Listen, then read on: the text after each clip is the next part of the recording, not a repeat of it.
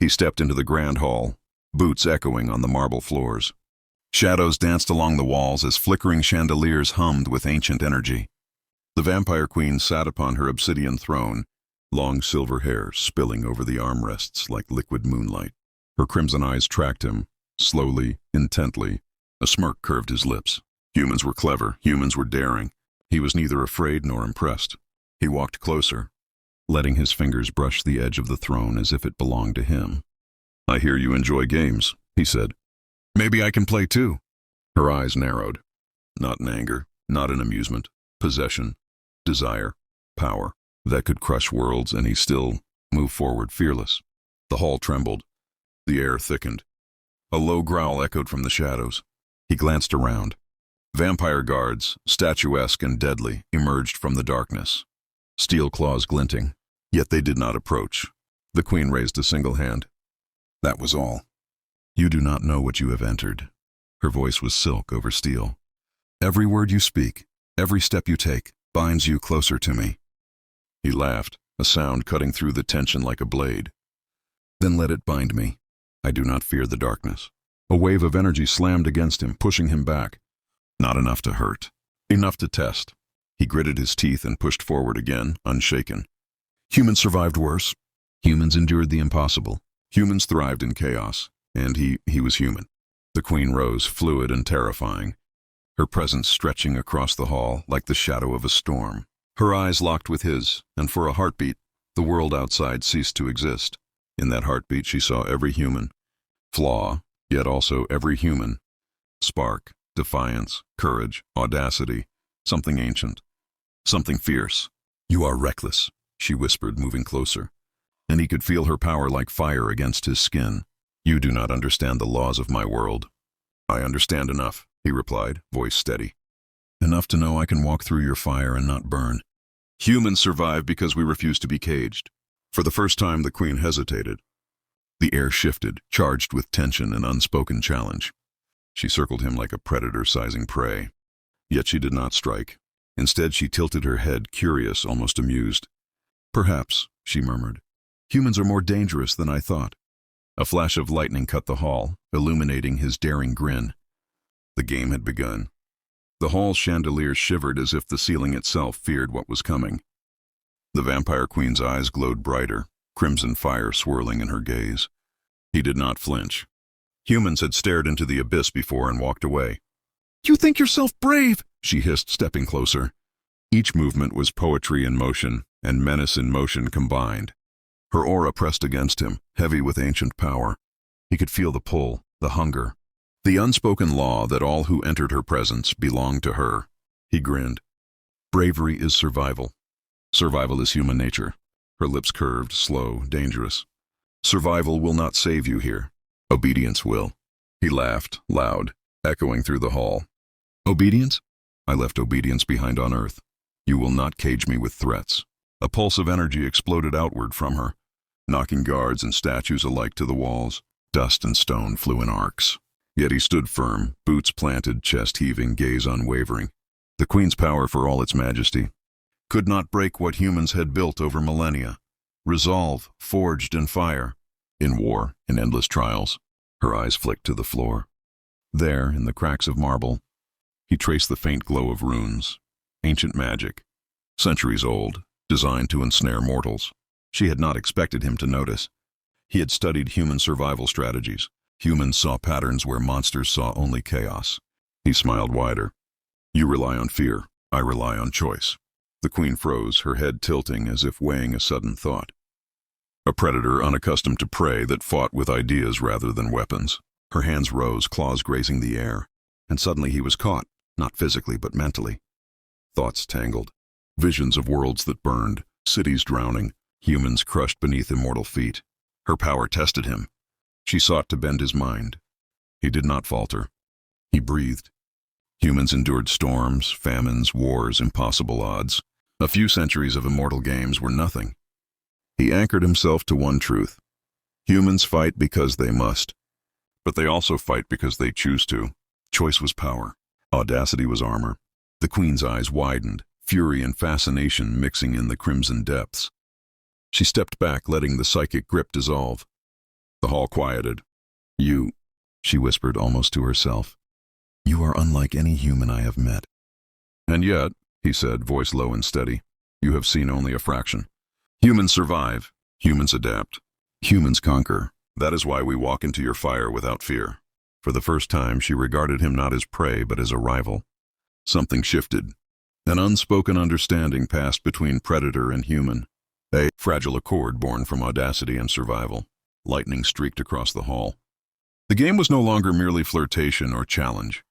It had escalated to a contest of wills. And humans always play to win. The hall trembled again. This time it was not the queen who moved, it was the air itself. Shadows slithered along the walls, elongating, twisting, reaching for him. The vampire queen's voice cut through the dark like a blade. You survived my tests, human, but survival alone does not make you worthy. Will you bend when your world burns? He glanced at the windows. Beyond them, the night sky was aflame. She had unleashed her wrath on the city outside. A warning, a spectacle, a lure. Civilians screamed, creatures howled, but he did not flinch. Humans had faced extinction before and had always risen. I bend to nothing, he said. His hands clenched. Humans endure. Humans fight. Humans decide. The queen stepped forward. Each footfall cracked the marble. Her presence expanded until the hall itself seemed too small to contain it. Red light spilled from her, illuminating every corner with an intensity that could blind weaker minds. Yet he met her gaze, unblinking, unshaken. She raised her hand, summoning the blood of fallen warriors across centuries. It swirled like a crimson storm around him. The air thickened. His lungs burned. His mind screamed. Survival instinct flared. But he stood. Humans were born in fire, tempered by it. Every nerve, every sinew, every thought screamed refusal. He lifted his voice, shouting into the storm. You underestimate humans? You measure with centuries. We measure with will. The bloodstorm faltered. Her eyes widened. Humans did not just endure, they transformed endurance into defiance. His words struck like lightning, piercing her centuries of confidence. You defy me, she hissed, claws reaching, energy crackling. One touch and you will crumble. Try, he said, and it was not a dare. It was a promise. She lunged. Power collided with power, a storm of energy and light. The hall shook violently. Statues shattered. Chandeliers fell. Yet he did not flee. Humans were not prey. Humans were strategy, courage, and audacity wrapped into flesh and bone. He parried with nothing but sheer will, his mind and heart a shield. For a moment, time slowed. He could see her shock, her fascination, the moment she realized.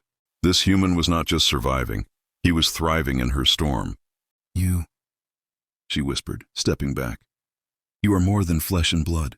You are defiance incarnate. I am human, he replied simply. No arrogance, no doubt, pure truth. Her lips parted in something like admiration, her crimson eyes softening. The storm subsided, leaving the hall battered but standing.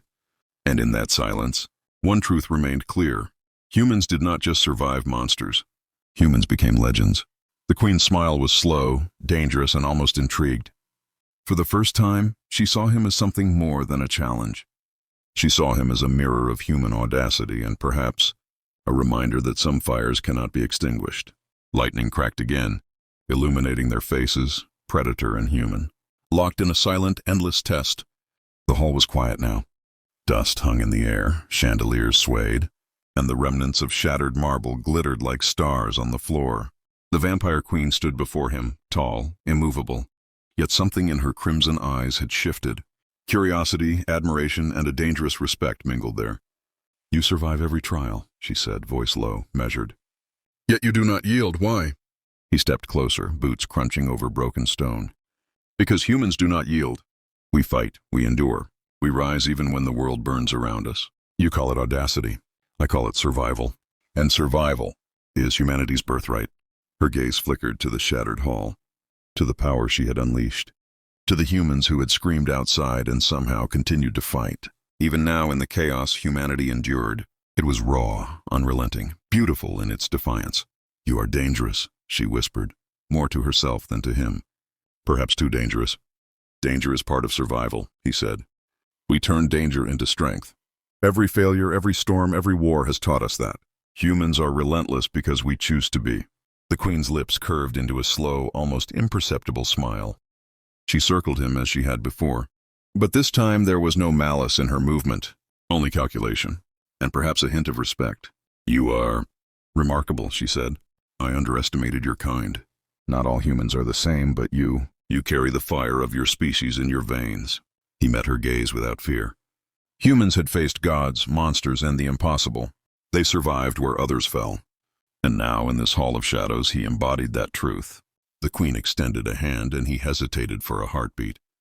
This was no gesture of alliance. It was acknowledgement. She offered not friendship, not surrender, but recognition of a force even she could not contain, human will. He took it. The energy pulsed, not to bind him, but to honor him. Humans did not need chains. Humans did not need fear. Humans led through audacity, courage, and the refusal to bow. Lightning streaked across the night sky one last time, illuminating the human standing unbroken. Before the vampire queen, she studied him, silent, knowing that humans would never be tamed, never be contained, never truly defeated. "Perhaps," she murmured, stepping back into the shadows, "there is hope in your kind, even for one as foolish as me to admit it." He watched her fade, knowing the game was over. For now, humans would continue to rise, to challenge, to endure, and any who doubted them would learn that audacity was as dangerous as any weapon. The hall was silent, broken, scarred, alive. Humanity had walked into the fire and emerged legendary. He smiled, boots echoing on the marble floor. Humans survived. Humans thrived. Humans conquered. And the vampire queen would remember that lesson for centuries to come.